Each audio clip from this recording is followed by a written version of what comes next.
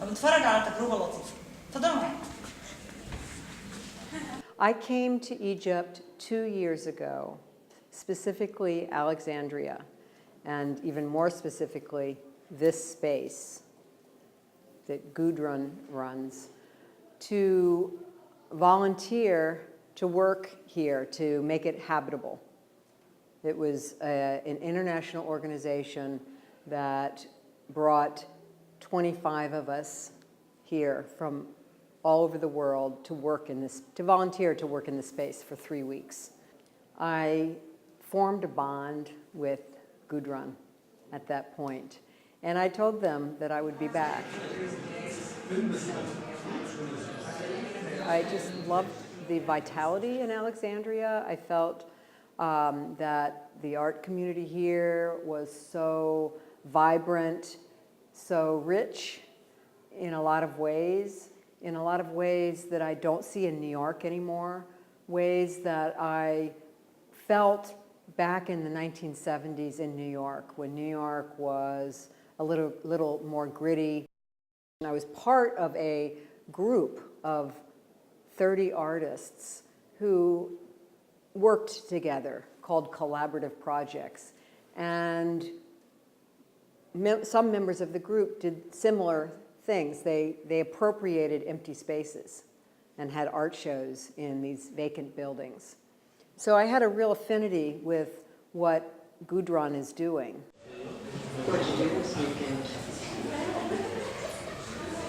I feel like things are going on here in ways that are so much more interesting than what's going on in New York. For me, I mean, not for everybody, but just for me.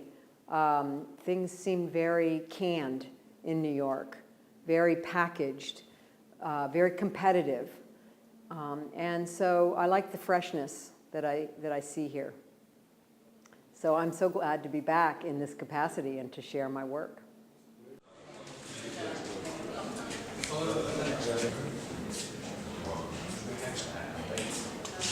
You know, the 2000 aughts, you know, let's say in the United States post, let's say the last 15 years, things have changed so much around the world, it seems to me. Certainly in our country, things have changed a lot. And I know in Egypt, things have changed a lot.